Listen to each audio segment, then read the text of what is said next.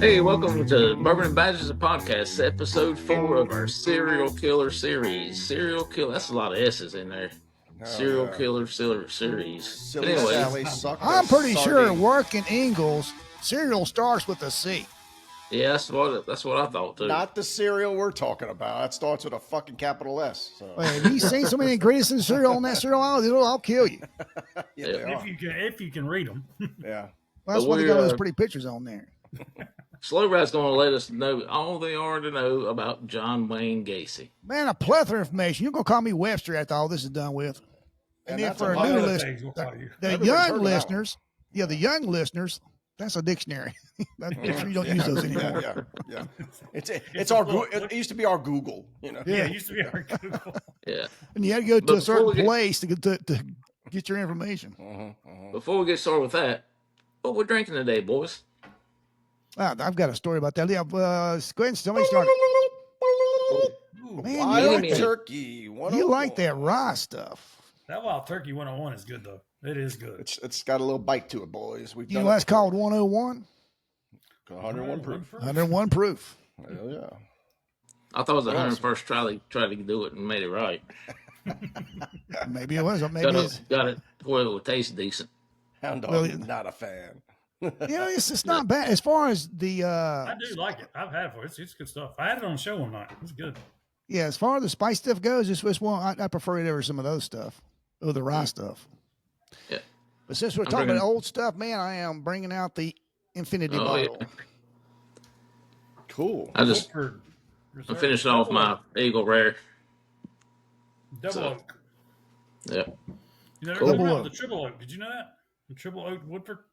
Yeah, you know, Angel's Envy's already got a triple oak. Do they? Yep. Man, Sure that do. just sounds way too woody to me. What? Who likes that double oak? Gary Johnson, who's been on the podcast Yeah. several times. Every time he is, he's drinking that. Yeah, it's good. I like it. It's good stuff. Cool. I tell you, man, Yeah, you can't go wrong with this. I mean, it's just Yeah. Good I was stuff. in a small town in Tennessee today called Irwin and come across their liquor store. Now, they're open on Sundays in Tennessee. They're all privately owned. And I walked in, and the first clue is they have everything. In Hound Dog, I look at what I see, that big, beautiful white label with the gold writing, create your perfect bourbon. Oh, did you really? Yeah, and I asked the lady behind the register, said, hey, how much is that? So she said $79.99. Dollars? Yeah, it's $80. I said, I'm thinking $79.99. Wow. I said, I'm thinking to Did you myself, buy it? well, I'm thinking to myself, how bad would Hound Dog want one? Would he want for $80? I said, if he didn't, yeah, I'd have two. That's fine. I said, Yeah. I I said, would want one for $80. well, I asked the lady, I said, $80? He goes, no, $799.99. Oh, she didn't put the 99 at the $800. end. Oh no, Hound Dog wouldn't want it for that. $800. Yeah, she Oh, moved the fucking decimal point. That's what she fucked up. Oh, yeah. She said $7.99. That's why those scammers do. The $7.99. Indians from you over in Pakistan, or what do you call it? Decimal point's important. You know, it Oh, makes yeah. a lot of difference. Yeah. But they had everything. Yeah, but everything was like $800. Had any Wow. of the E.H. Taylor you wanted, Pappy. And as I told Les, it's no reflection on you, but I can see why you still have all these. Yeah.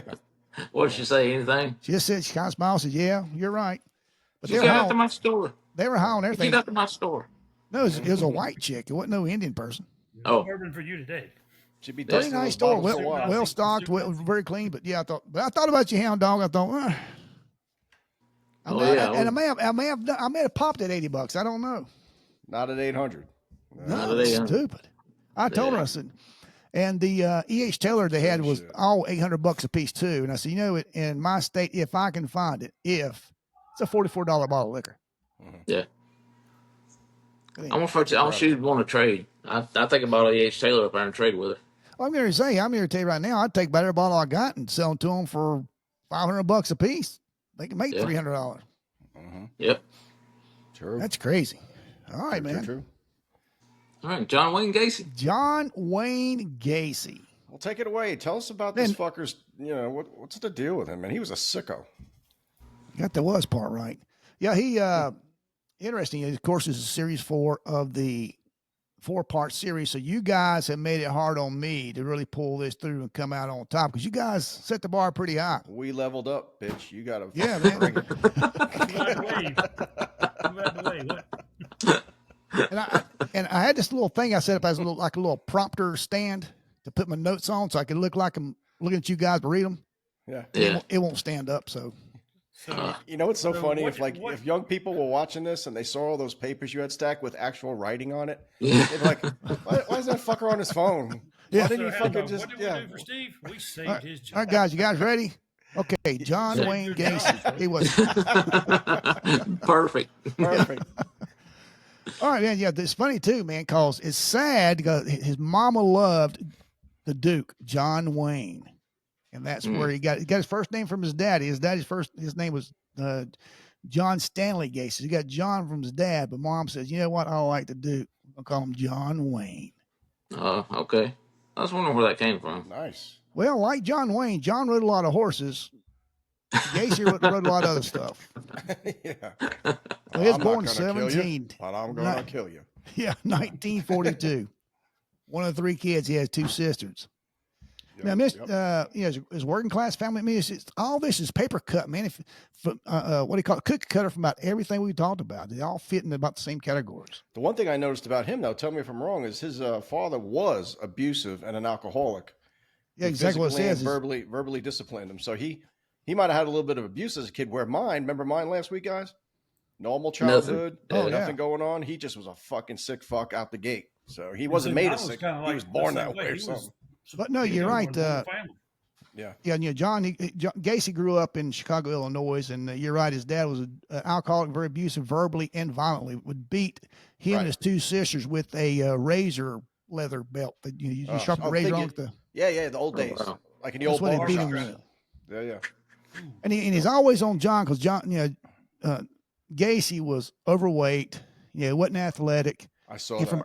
From an early age, though, man, he liked politics.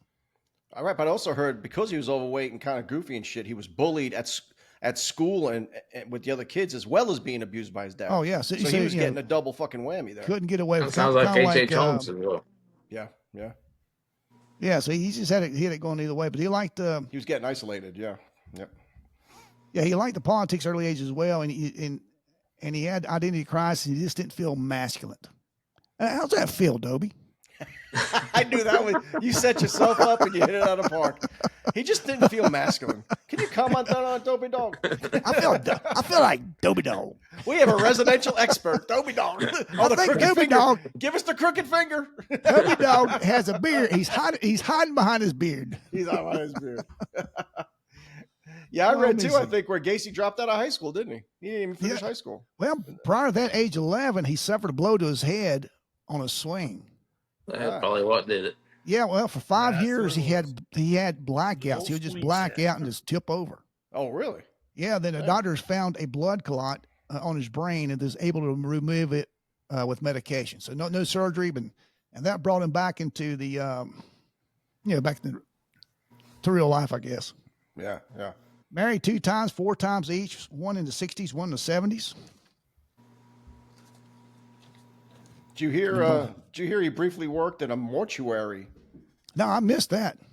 Okay, so out of high school, when he dropped out, he briefly worked at a mortuary assistant in Las Vegas, where he later admitted, after he's caught, to disturbing experiences with corpses. Oh, and really? This was at 18. H.H. Holmes again. So, and that goes back to the joke we said before. That brings a whole new meaning going to work and sucking down a few cold ones. It does. It does. Damn. But like I say, he was really big in politics. He always had an ideology of running for office, an alderman, a mayor, and even thought about running for Senate at some point. Okay. Yeah. He was big, and it doesn't say what his political party is. Didn't you guys find that? Yes. Democrat. Go Magic. Yep. He was big in the Democratic party. Yeah, big in the party, but I couldn't find where it said which one. Yeah. Before, too, in Chicago, I pulled up, he worked as a damn shoe salesman, like Al Bundy. Yeah, see, but he liked Al Bundy's football experience. Yeah, at Polk High. 5 touchdowns in a championship game. Still got the jersey. See, had that happened, he'd been married with children and been fine. That's right. Yeah. That Stayed was married it. with children. He goes, Paul Guy, 5 touchdowns. Remember that? Was that a great show or what? Oh man, Yeah, he was the hilarious. best. He was the best. Hilarious. What was that club they had? The He-Man. Oh no, that was. I was gonna say the He-Man That's Woman. That's Little Rascals. Yeah, That was a good one though. It was something like that though. It was only yeah, men, no you know? women club or Yeah, something like some that. kind of shit like that. They always held the meetings in his garage. Yeah. Oh yeah. Oh yeah. Well, now, Gacy was also, he belonged to a club in the Chicago area called the Jolly Jokers. It was a clown club. Oh really? That sounds Yeah, he porned. He porned. He performed. Sorry, wrong notes. He performed as a clown in attire and makeup. So he dressed up just like a clown, and he was called Pogo the Clown or Patches the Clown. It was better known as Pogo the Clown. That's right. He'd go to all the children events and all the children's parties, and he'd go to fundraisers as Pogo the Clown. Do you think maybe that was to get closer to the kids, or? Absolutely. Oh, absolutely. No, absolutely. Because that ended up being, as we all know, not to jump ahead, but Didn't that's he who go to prison one time before, or am I jumping ahead? Yeah. He did. We're about to get that, but yeah, he did go to prison. But as we'll get also into toward the tail end of this, he befriended 2 detectives who was surveilling him. And during one of our conversations while they're sitting at a table at a restaurant, he told them about the clown thing. He said, "You know what? A clown can get away with murder." Wow. How that turned out to be so true. Well, he didn't get away with it, but he got away with it for a while. For a long time. Well, I think, I really think guys may come to the same conclusion. I don't think he was wanting to get caught because a couple of things here is going to allude to that, I think.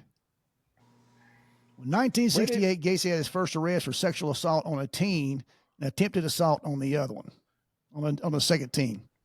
Right. And So this I was, think that was in Iowa. That was in Iowa. Waterloo. Yeah, I think he had one wiener in his head, hand went for another wiener, and that second wiener got away. Yeah.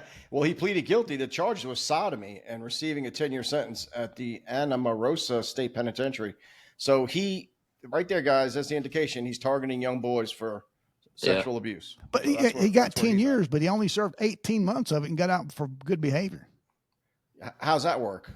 I get to say, I don't man, understand that shit. I made a note here, said, yeah, he's parole and good behavior too. For us, do you see a pattern we talked about this before where the guys are in prison, they get out in good behavior? This guy, I read something about him. He says, and while he was in prison, his wife divorced him. He lost contact with their 2 biological children, but they said Gacy's charming demeanor. I guess he was I don't know. It's hard to believe, but this is their words, not mine. Gacy's charming demeanor led to his parole after 18 months in 1970. So I don't know. I guess he did one of those things where I'm reformed. I've done my time. He's a model citizen. You know how we read about mine last week. The parole guys would just look at the piece of paper and he's done this, he's done that, he's turned over a new leaf. And what the fuck else you do in prison? The thing about it is now you play the game for a while. Yeah, but the thing about it is apparent this guy's homosexual. So why would he not be at home in prison? Because they're not kids. Yeah, well, he couldn't dominate them. Because he does. We'll find out later on. He does a lot of domination over these kids. Yeah, or he found a couple of fucking punks in prison and he was punking them out too. Maybe he found a couple of 18, 19-year-olds. I don't know, just to tide them over so he can get back to the youngsters. That's sickos. You never know. Yeah, that's true. Yep.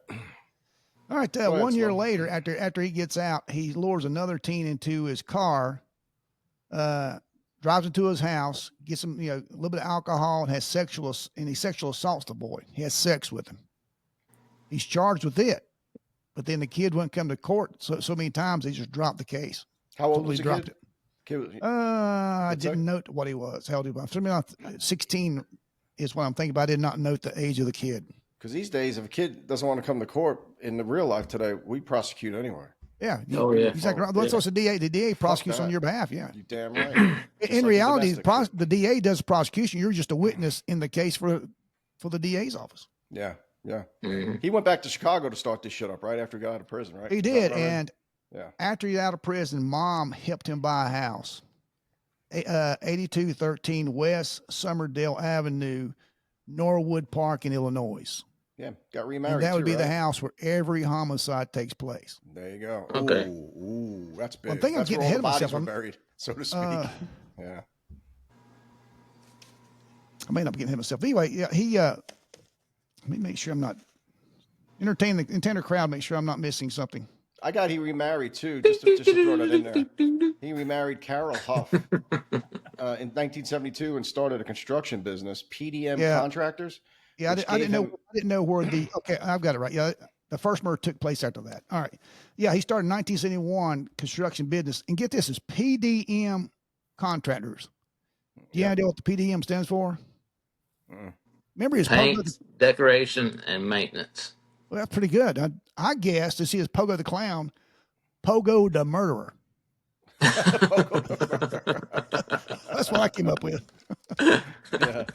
It said too that gave him access to young male employees because that's all he employed was high school boys and young men. And many became his victims, is what I read. Is that correct? Yeah, and most of them were, and the business was very successful. And he actually was led to his downfall. His big things was constructions and remodeling pharmacies, of all things.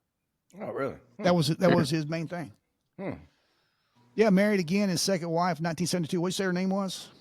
Her name was Carol Huff, Hoff, and that was in 1972, back in Chicago. Yep. Yeah, and a lot of the kids that had worked for him, he'd brought them over for drinks and stuff and talk to them about things, and he'd sexually assault them or try to, and then he just told threat of violence over the head if he told anybody. Wow. He let a lot of those go. That's what keeps wondering, why is he doing this, letting them go? Wow. Yeah. Yeah, because they did say that, like you said, all the killing happened at his house, and he would. It was like, didn't he have like some trap set up in there, and where he had restraints set up and all this all over? No, yes like a room and no. Or something? Yes, okay. not a room, but we'll get that as well. Okay. But the whole time he was doing this, he kept up the political front. Kept up the good, killer right out front, right in everybody's face. There it is. Oh yeah, no one knows. He'd have people over for all kind of parties and stuff, political stuff. He just kept that up as if he was a good guy in the community. Right. But you didn't want to go in the crawl space looking for anything. Yeah. Don't drop anything in front of him. Not just assault. Don't drop a damn. As all this was taking place, he would have his workers come over, and one of his workers had to go down and said, "Dig trenches in my crawl space." He'd actually have them dig the graves. Unbeknownst to them. They were actually digging their own graves. Yeah, and they were carrying lime down there for him, bags of lime. But the first murder took place with Timothy McCoy, 16 years old, who was a male prostitute. Picked him up at a bus stop. Brought him home. Now, he's married. Wife's not home for some reason. The young man spends the night. They have sex. The next morning, Gacy cooks him breakfast, goes back to the bedroom, and turns around, and the young guy, Timothy McCoy, is supposedly standing there in the doorway with a knife. Gacy thinks he's getting robbed. This is all by Gacy's testimony. After he gets caught way back, or did he get caught for that one right away? No, he didn't get caught for this one until this was his confession when he got caught. Confessed to this like they did the other ones. Okay, but he said the kid had a knife, and then what happened? Yeah, they think he's going to get robbed, so they get into a fight. They end up in the kitchen. Gacy stabbed him so many times. Gacy says there's blood everywhere in the kitchen. Kills the guy. And that's where he got his first taste of murder and really enjoyed it. And he said so much blood, it took, I don't know how long the wife was gone. It took all day to clean up the blood, hide the body. And it got finished 1 hour before the wife got home. He put the body in the crawl space? He never said. He just said just gave him the lust. Assuming, he started. Yeah, because every one of them, all of them at first ended up in crawl space until he ran out of crawl space room. Wow. Damn. Yeah, one of the next employees was a John Bukowski, Butkovich, 18-year-old, also a PDM employee. Got him over the house. Oh, yeah, this is where it comes in. He was talking about the restraint stuff. Gets him over the house, and John Wayne Gacy has handcuffs. And he had practiced alone, putting these handcuffs on, have a handcuff key, and he'd hide, and he would actually get himself out of the handcuffs. And then he'd go, "Hey, hound dog be like, that's pretty cool. Here, you try them on, see if you can get out." And then click once they're on, he has control over his victims. He's got them. Yeah. Yeah, he had two vices. The handcuffs that he always used worked great for him. And then once you're handcuffed, he'd take a rope, tie it around your neck, and he'd put a stick in there and twist it like a tourniquet. Right. And the detective said Gacy said he got so good at it, they could tell by each turn what the body was going to do. Oh, wow. Oh, really? Wow. Yeah, until he killed them, and then once dead or while they're dying, he'd have sex with them and then bury them in the crawl space. He had some practice. Damn. And he said the one he killed him on the bed, and he put him in the attic so he could dispose of the body, and then just went to sleep on the bed he killed him on. Didn't even clean up the sheets. Take a nap. Tired. Damn. Yeah. Cuddling in a puddle. It says here too, a couple of times he used the Des Plaines River to dump bodies when the crawl space ran out. Is that right? Yeah, after crawl space ran out, there was 27 that was buried underneath the house. Oh shit! One's in the backyard. Yeah, he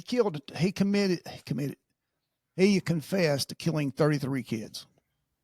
That's right. I see that here. Ages 14 to 21, from 72 to 78. Wow. Yeah, once you run out of crawl space, we dumped them in the river. Yeah. What's that, Dope? Did you have some in the concrete in the garage? Where you patched them over?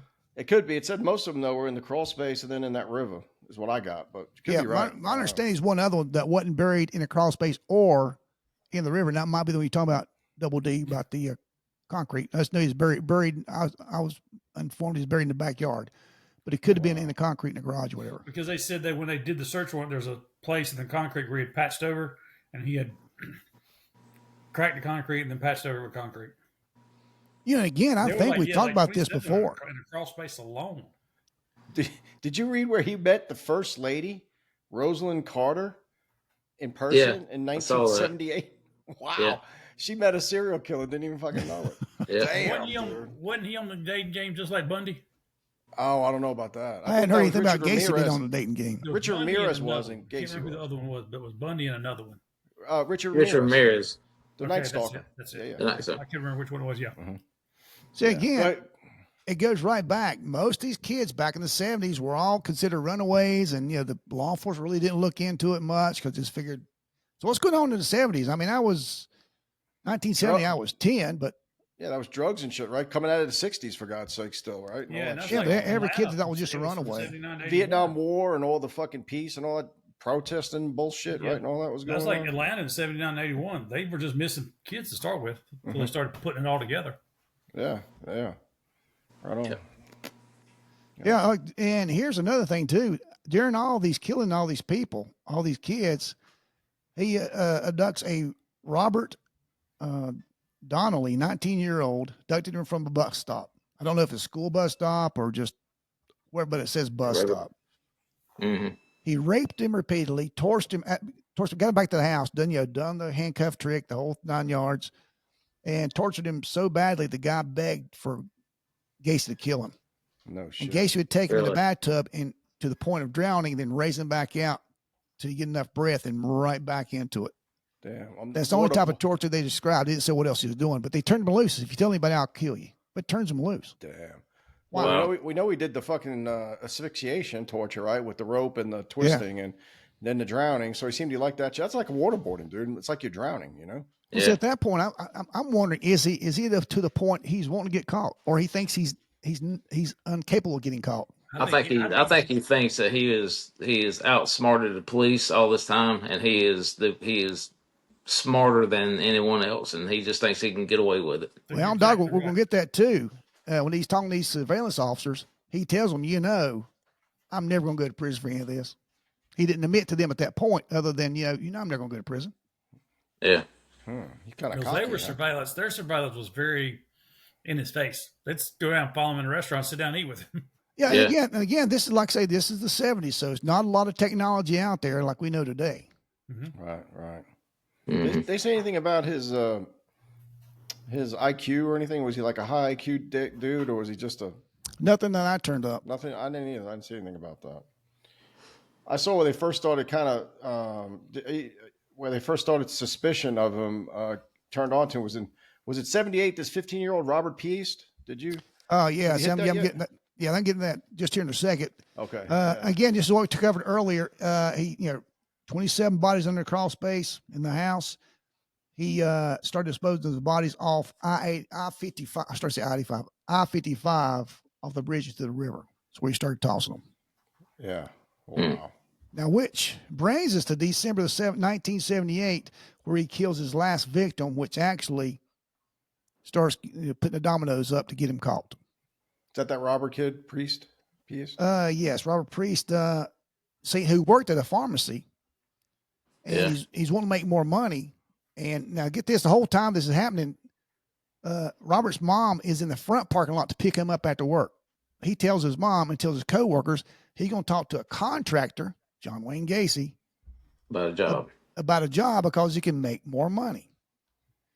John Wayne Gacy is in the back alley while mom's in front, waiting to pick him up. So the kid goes tell mom, hey, give me just a minute.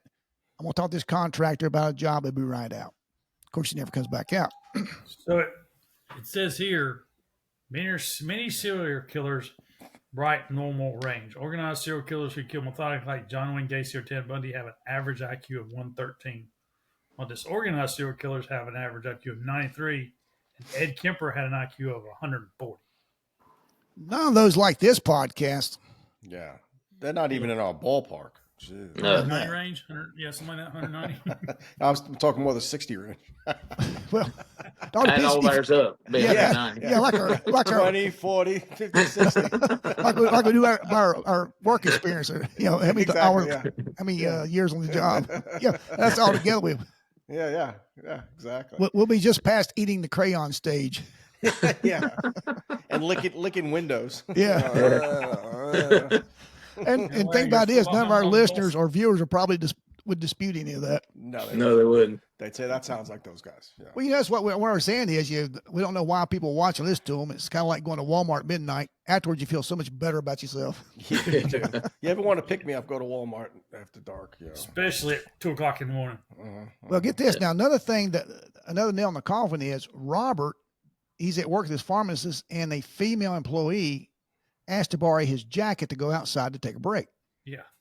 When she does that, she actually, back then you had to actually pay for your film to get processed. So she brought film in to get processed. She gets a receipt for that, inadvertently puts it in Robert's jacket pocket. And when Robert ends up at Gacy's house, the receipt falls out. So they find that receipt in Gacy's house. Oh, okay. But Robert goes down the back alley, he talked to Gacy about a job. Gacy says, yeah, man, sounds great. I can give you this. I can give you that.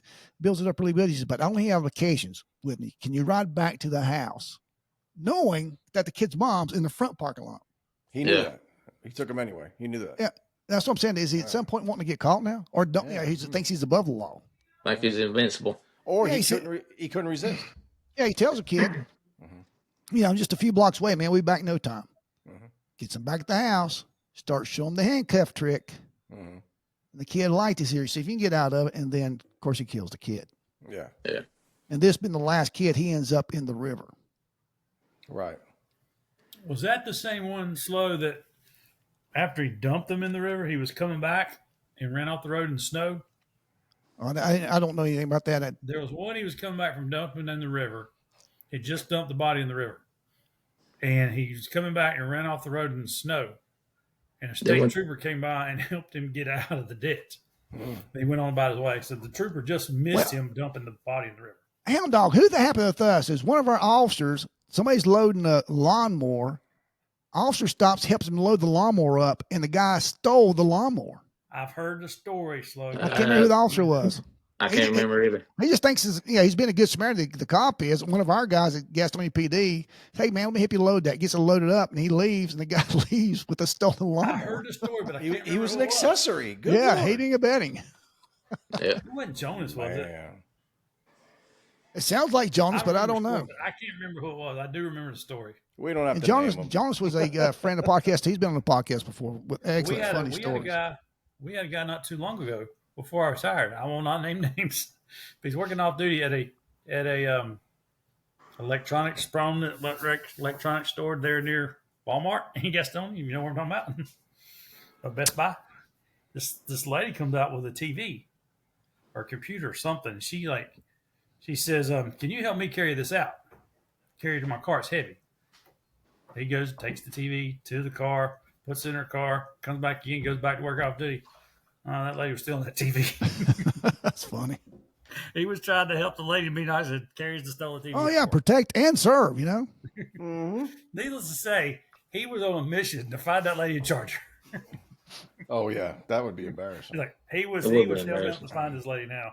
Mm-hmm. She is going to jail after he caught hell for her. Yeah, you just don't know. Like, it's just crazy. So they that Robert Priest guy led him to his house, right? And then they did a search warrant. Mom's out front. You know, he's not showing up. She goes in. Where's my boy? And everybody's saying, well, he went out to the back to speak to a contractor named John Gacy. She goes out there. He's not there, and calls the police. And by Mom's account, you know, Robert is the model kid. Does everything right. Great grades. He's never late. He works his butt off. He does everything like he's always supposed to do. He would not be a runaway.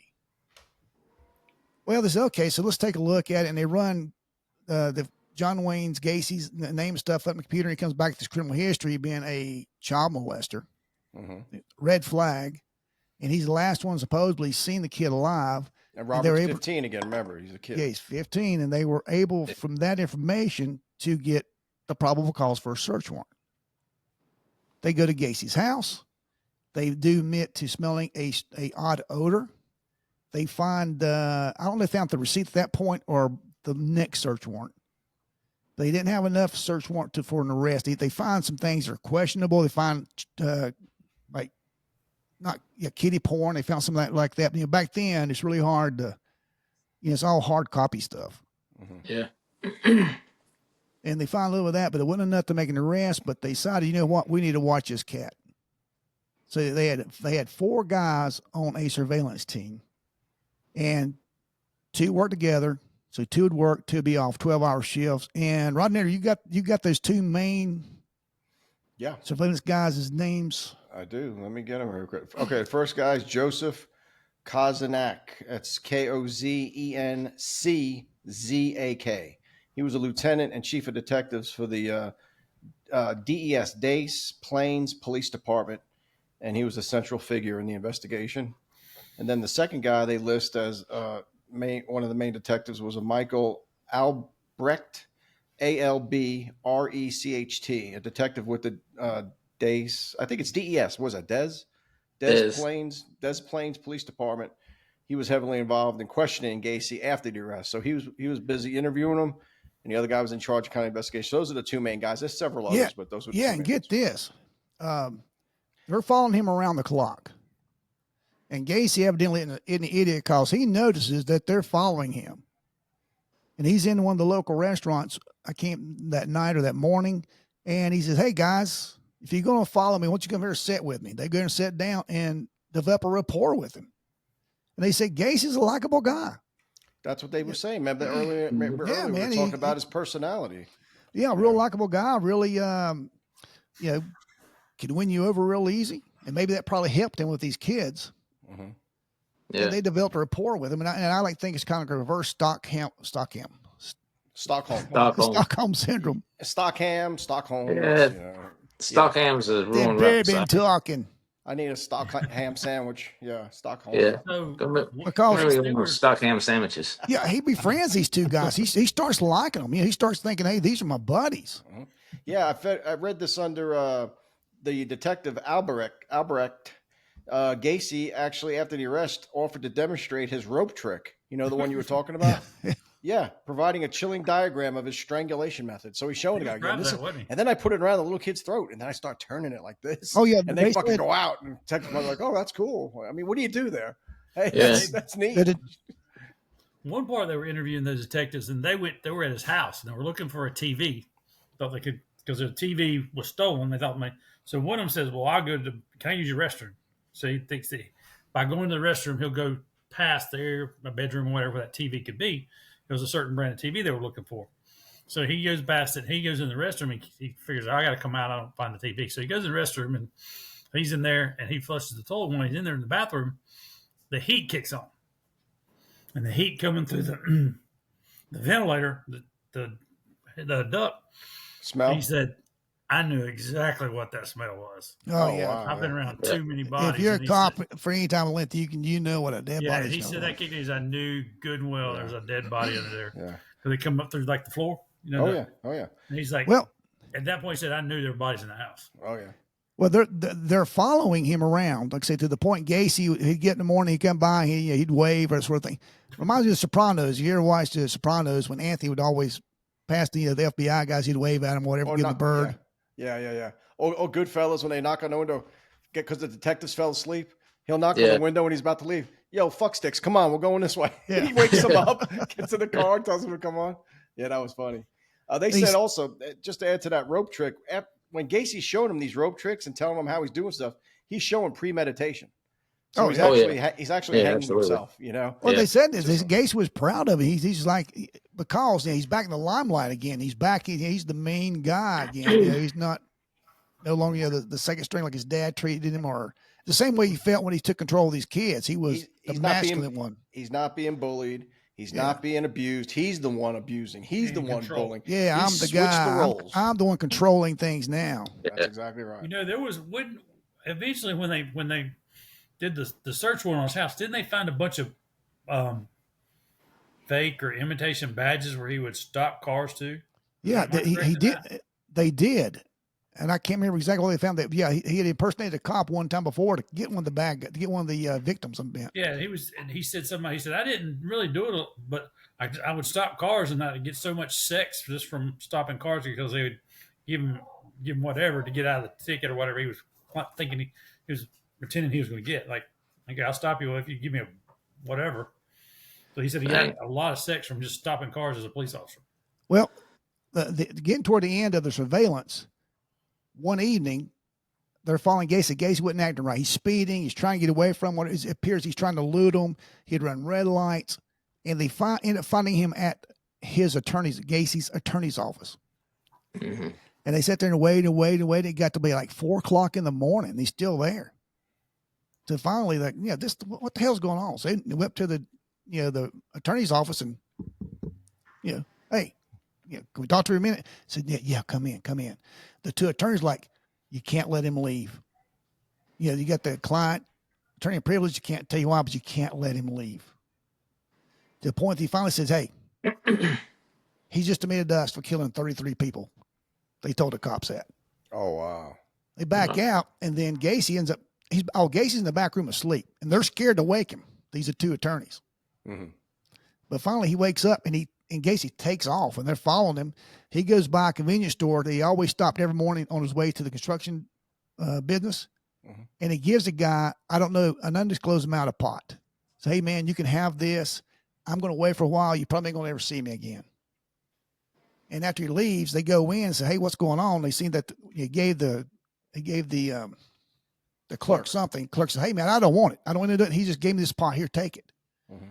So now they got probable cause for arrest. Oh, okay. Wow. Okay. So they follow him more, and then end up making a stop and arrest him on the pot. And then that's when he says, hey, I need to talk to you. But he said, I'm only talking to those two main detectives. He don't want to talk to anybody with them because he befriend them. They're friends now. Yeah. Those are the only two guys I'm talking to. Right. But you notice too, and a lot of these, I know in Hound Dogs and yours and mine, a lot of these serial killers, they don't initially get picked up on the murder charges.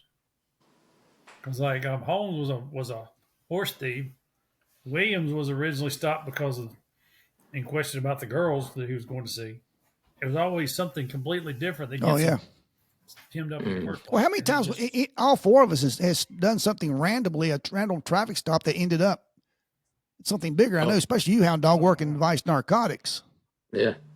It just snowballs into something else. You had no idea where it's going to go there. Yep, you're right. It don't take no time for something to snowball like that. It's not saying you pull that one little thread. You pull that one little thread of the sweater, and the whole thing fucking unravels. Yeah. Leads into a whole I made a stop him. Go ahead. Y'all remember Dylan Ruth? Yep. The guy in Charleston. Yep. Killed the people in Charleston. Church. He's driving through Shelby, North Carolina. Because I was leaving and coming back to Gastonia. And by the time I got from Shelby to Gastonia, they had announced that they had stopped him. He was passing through Shelby to go to Nashville or somewhere because he just wanted to see Nashville or something like that. And somebody spotted a car and they T-stop and traffic stop him right there on the outskirts of Shelby and stop him. And hell, if it ain't Dylan Roof. Yeah. Yeah, it's crazy. It's a small world, man. Mm-hmm. Small world. Well, then they found Ted Bundy in a damn dumpster up in the mountains, right? Cop pulled up. That was No, that was Eric Rudolph. Eric Rudolph.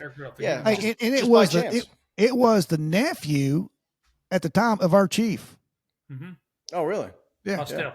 Yeah, Postel's. He actually came to Rick School at Gaston County. But how many times have you guys been out with somebody? You just get out with somebody, homeless guy, or you get out with somebody who looks suspicious, and you don't think anything of it. You say, I got this headquarters. I don't need backup, and it ends up being Eric Rudolph. That's who right. Yeah, he just stopped to check. Yeah, checking. He's thinking a homeless person. Yeah, you never know. Well, I guess he was homeless. Yeah. What's the guy's name from the Oklahoma City bombing? Timothy McVeigh. Timothy McVeigh. He was stopped. He got taken in for a CCW charge on the outskirts the day before and was in jail when they figured out who they were looking for. He was actually in jail, and the picture came across the TV in the jail, like maybe an hour away. A trooper had stopped him. Yeah, CCW for our non-police. Guy we got in jail. Yeah, non-police has carrying a concealed weapon. Yep. There's also a tag violation, I think, too. They stopped him for. Yeah. I think that's what started this to stop, and then get this. Weapons violation. That's what makes the job so dangerous. You just never know what you're dealing from call to call. That trooper didn't know he just blew up the Oklahoma City Federal Courthouse. Yeah. Oh yeah. That's a good documentary on Netflix if you want to watch it. Yeah.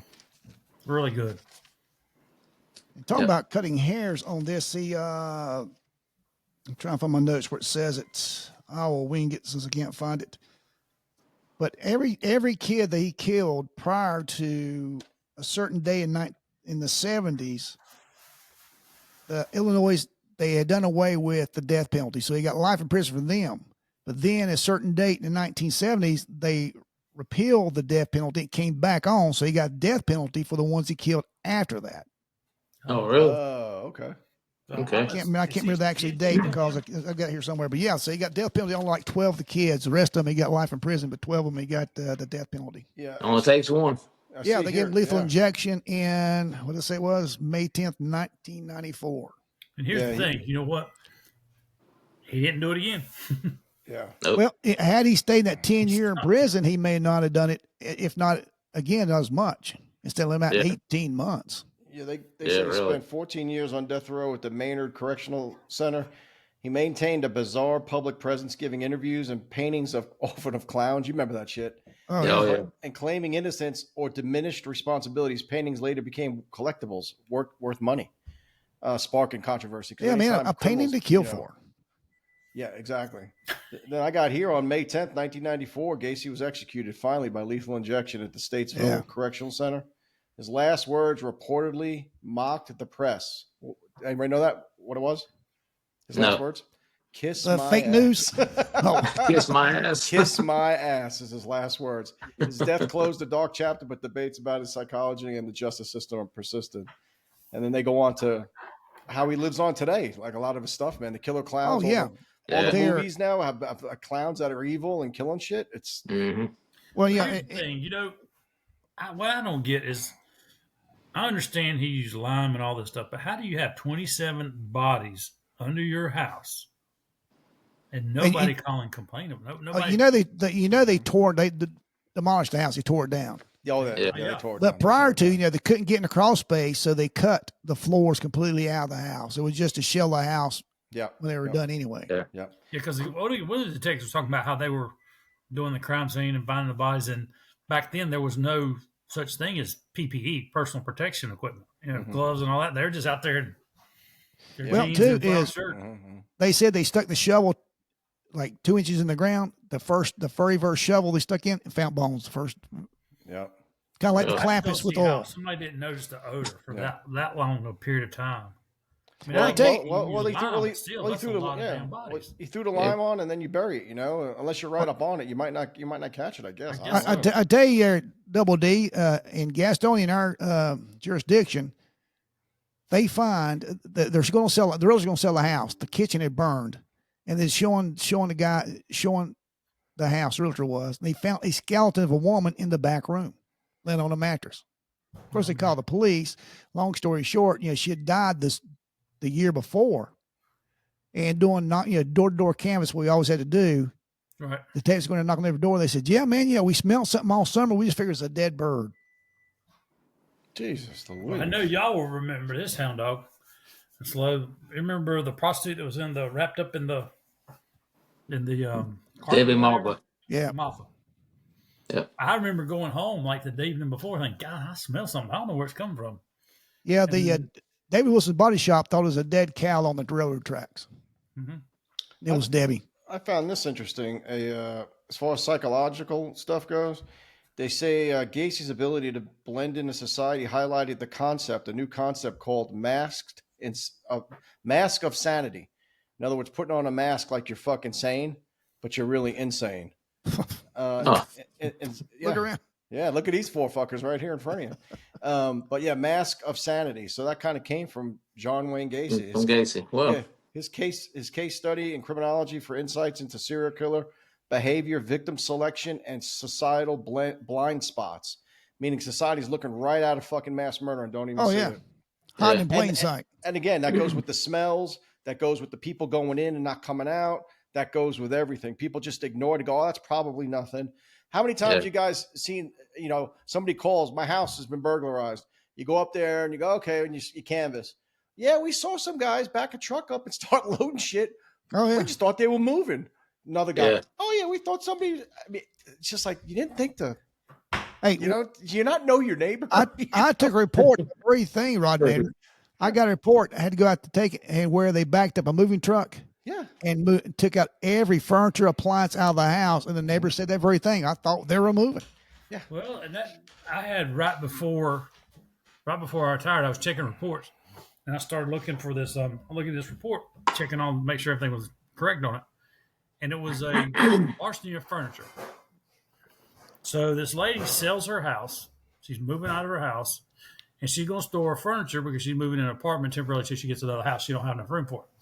She pays the moving company or whoever was she paid to move it to take it to a storage facility in like November of 22. So like a year later rolls around and she's like, "I got my house. I'm going to get the rest of my furniture out of the storage facility." She never followed up on it.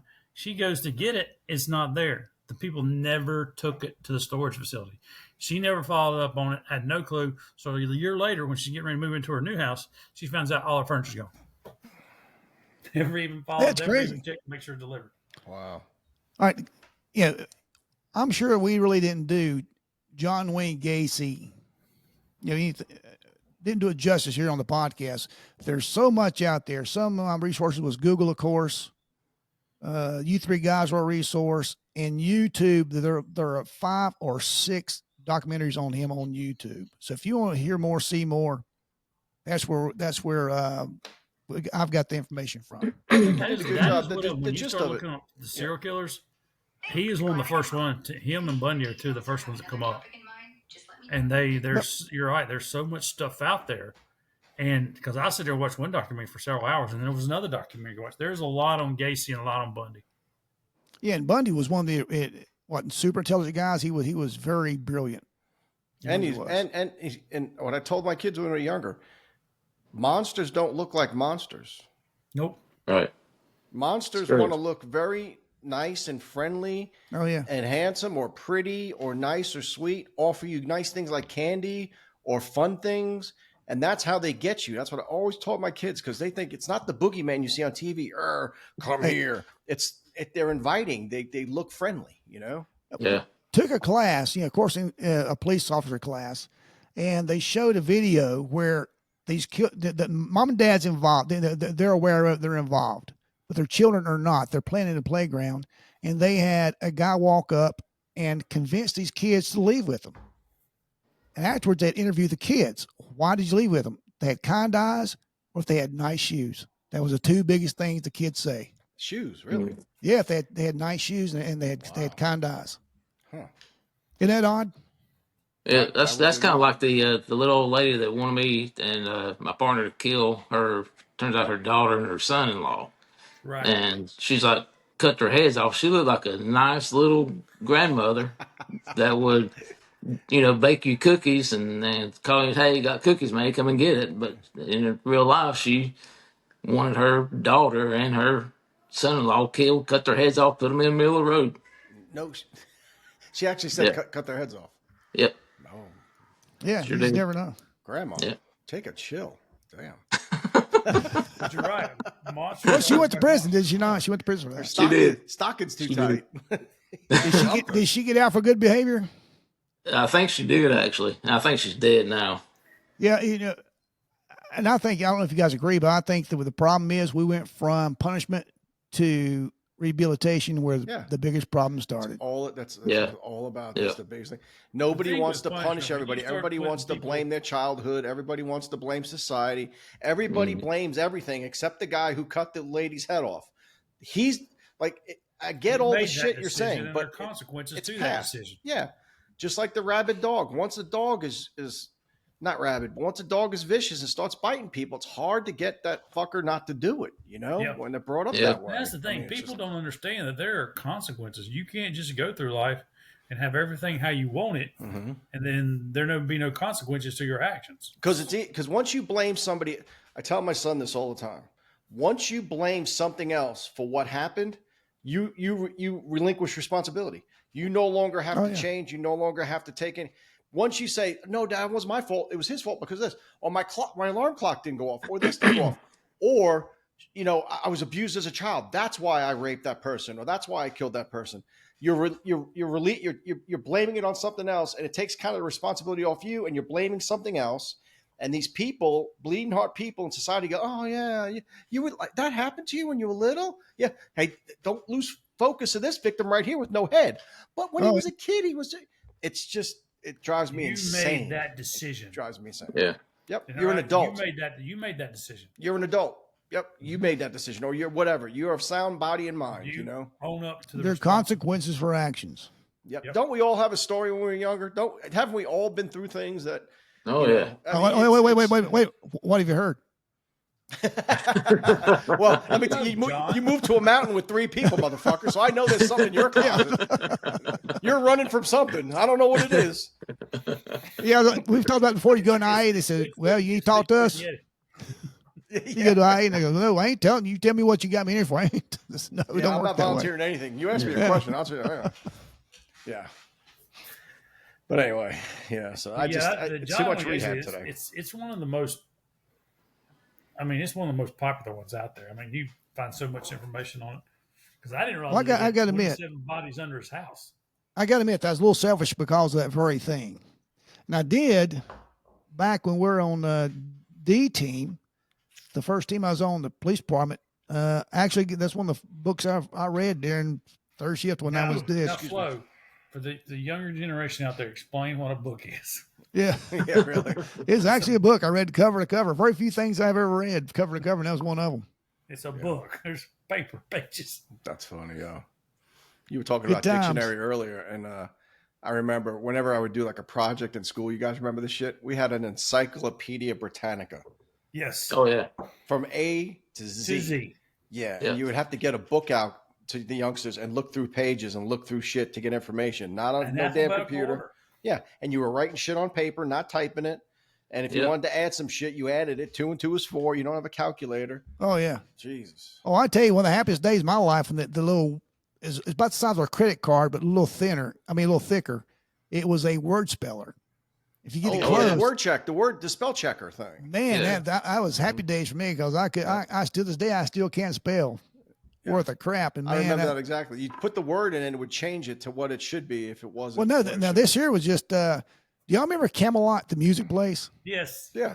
They Yeah. give you a little card. Every time you buy something, they punch it, and they give you like a little plastic folder, just big enough to hold like a credit card type thing to hold that card. Mhm. I kept that little word thing in it. Oh, Yeah, okay. if you typed it, if you got close enough, it would correct it and That's what give you I'm the saying. right word. Correct it. Mhm. Yep. Yep. That was But good. you know, they say one of the best ways to become proficient at grammar and spelling is just simply reading a book. Yeah. Oh, Well, yeah. You know, I'm taking a bunch of writing classes. I've taken a bunch of writing classes, and everyone starts out, you're a better writer when you're a better reader. And that's why Rod Nader is not a good writer. And see, that's like my sister. I'm a My TV sister watching would read- son of a bitch.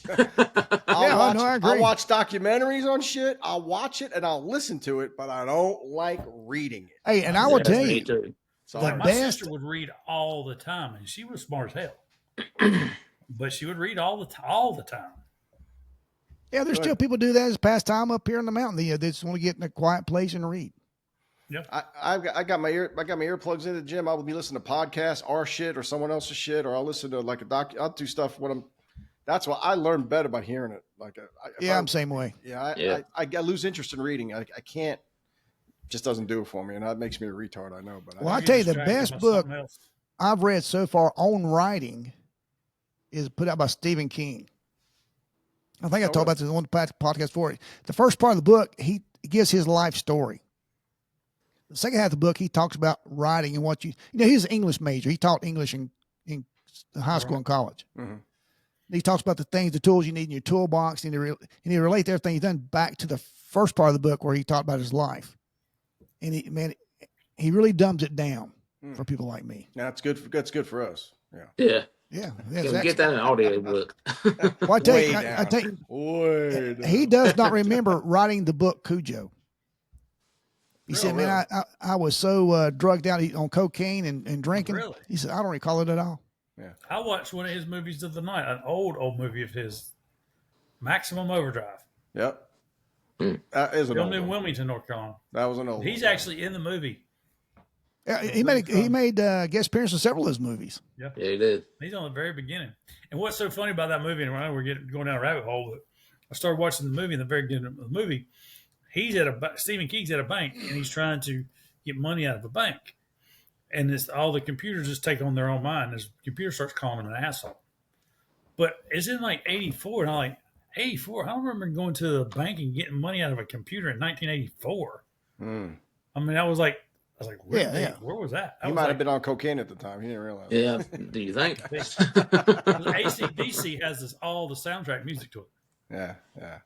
Because Well, I tell you, it's funny. He requested them to do that because he was such an AC/DC fan. Back in 1984, what we've done is the cash or handwritten checks. Checks are written, promised you're going to pay for something. Mm-hmm. We get all this technology. We get all this, the ATM. Well, we got ATMs up here too, but we get, all this, credit cards, all the stuff up here. I move up here and they said, there's going to be cash or check. We really don't take a card. Oh, really? I always carry a check in my back pocket because and if they do take it, they're going to charge you 3% for the processing fee. Oh, there you go.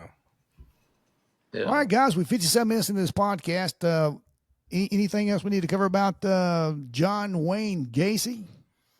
I think go ahead, dog. He's a pretty screwed up guy. Yeah. Well, I'll tell you, I think it's sad that Mom wanted to give him such a masculine name to name after John Wayne. Yeah. He turned out like it did. Yeah, I think he really spurred the clown horror movies. I mean, think about all the clown horror movies. Oh yeah, really. That's another Stephen King movie. Yeah, the guy in the sewer, whatever the fuck that was. They got. I mean, there's so many clown movies. My son had me watching one that was real gory. What's the guy? Earl or, God, I forget his name. It's a weird name, and I mean, they literally I watched. There's three of them, and I was watching. I was like, this is disgusting. They're literally showing a guy chainsawing a person in half, and they don't cut away. They Wasn't that Saw? Was that Saw? No. Oh, Saw was not clowns. I'm talking about this is a clown doing this shit. Okay. I'll remember the name after I'm off the air, and I'll be like, fuck, that's it. But. He spurred the clown. I think he started clowns being evil. Does that make sense? Right. Yeah, it makes sense. Yeah. Speaking of clowns, it's a spin-off of him. Well, speaking of clowns, please like and subscribe. We need your love. these nice segue right here. Yeah. Yeah, if you like what you've seen, you like what you heard, please hit that subscribe button. We need to love you. On the audio side, man, we appreciate you guys. The audio side has been with us since day one. It's still going strong, and we're all over the place on the audio side. Yeah, you start looking at ugly mugs, that's when it's kind of hard to make a sale. And it'd be nice some feedback on this little thing we do, something different. Each of us taking a serial killer and going through it and stuff. Or any topics you want us to cover. If there's something you're interested in, let us know. Yeah, any topic you want to cover. If you have any, we may not agree with you, but you have any police topic you want us to cover. Remember, we are we're no longer supervised. We don't answer any administration. We'll tell you like it is. We'll tell you exactly how we think. Mm-hmm. It's not always pro police. It's not always pro administration. Very seldom pro administration. Mm-hmm. Or if you want the opinion of police officers on something else. Yeah. You got 4 of them right here. Whatever. Yeah. We're here for you. We're here. All right, guys. We're here for you. We're at that time. We are. Any Hound Dog? Any information on your friend of a serial killer's son? I'll reach out to him this week and see if he's still on board, and we'll he'll do it. Refresh the memory of our listeners.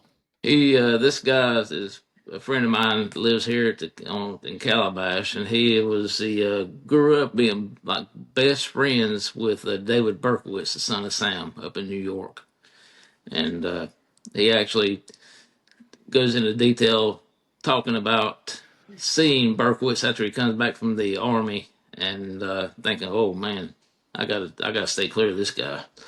But it's gonna be interesting to hear a personal perspective on a serial killer, other than what Rock had said earlier. Small world, man. Yeah, and the son of Sam killer was the guy who would kill people at Lover's Lane, so to speak. Right, 44. He was also called the 44 Magnum killer because he was shooting with the 44 Magnum handgun. Yep. Which is unusual for a lot of serial killers. You don't see a lot of them that just blast somebody.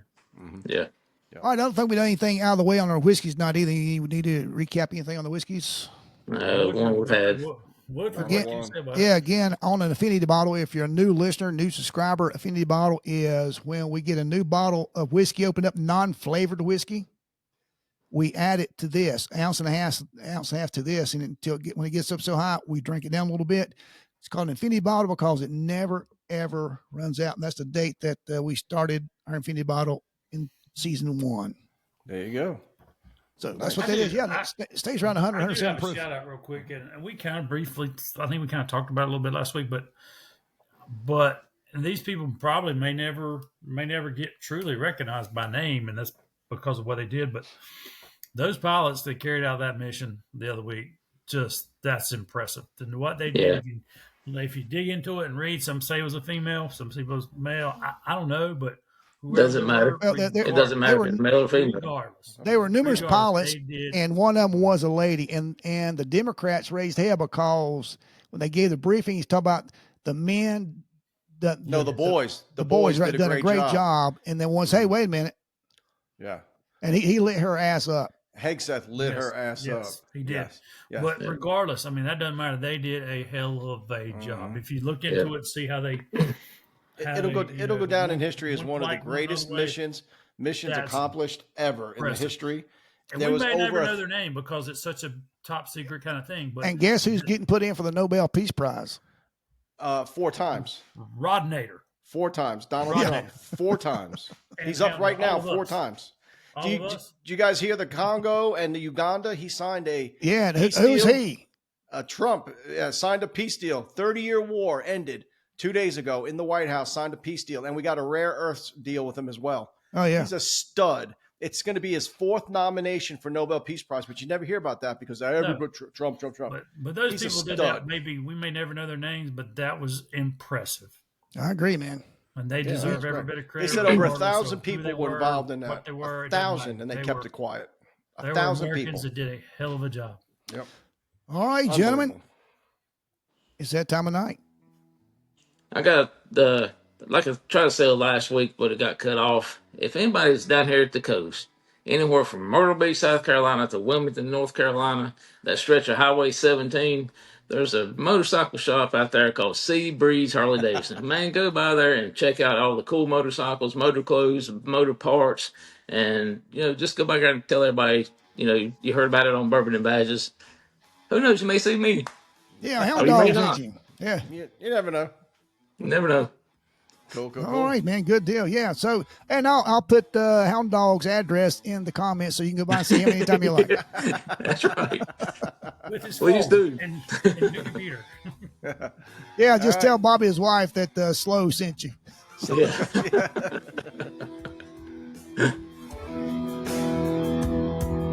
As always, let's drink about it and drink responsibly. All right, guys. Been a Studio 77 production.